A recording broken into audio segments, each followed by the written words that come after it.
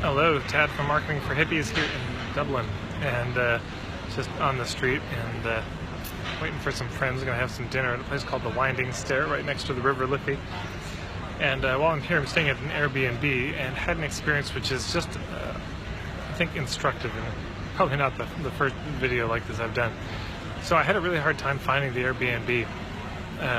They had an address. I cut and pasted. I put it into Google Maps, and it directed me to a certain place on a big main street, and I couldn't find it. I was walking around. I messaged the person. Finally, they said, "Well, where are you?" Which is a horrible question to ask somebody who's completely new to a city. Where are you? And so I was trying to describe what I could see, but then it turned out it was down a side street, Granby Street. So, it took about 15 minutes. We finally found each other, and I was just cranky. And I said, that was hard to find, and the instructions could probably be better. And his response is the thing I want to talk about, because his response was to say, nobody else has had troubles finding this, and I did everything right. See, I did here, and he showed me in the Airbnb, and he showed me what I already knew was there, which had gotten me lost in the first place. But all I needed him to say was, "Wow, that sounds really frustrating." I totally got why that'd be frustrating. What could we have done on our side to make it easier to find? What was missing in the instructions that would have been helpful for you? And then I could have told him. And it probably would have been very helpful.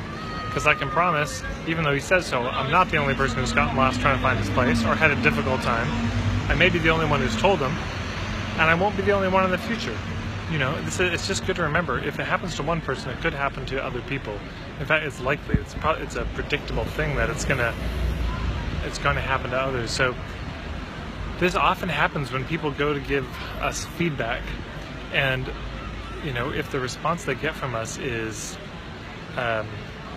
"You're the only one this has ever happened to, and therefore it's not a big deal. Therefore I don't care," basically. And I'm not going to try to change anything or learn from it. And number two, I've already done everything perfectly. So again, therefore the problem must be with you. You must be stupid, have a bad sense of direction, not be able to read instructions.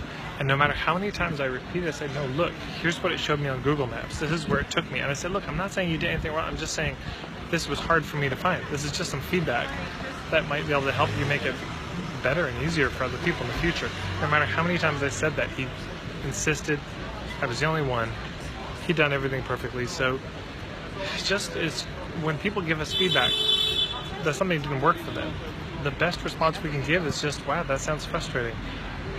What could I have done differently?" If somebody buys a program of yours and then it doesn't work for them, it's not a good fit, instead of saying, well, no, I was very clear in the sales letter, and we did everything right. You're the only person who's ever had trouble with this. Instead of that, we could say, "Yeah, God, that sounds really frustrating, and I get, God, you spent all this money and it doesn't work. So what could I have done differently? What could have been in the marketing materials that wasn't, or what was there that shouldn't have been?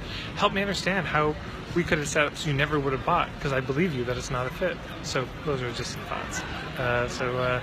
I'm back to Edmonton tomorrow, back to Canada. So signing off from Dublin.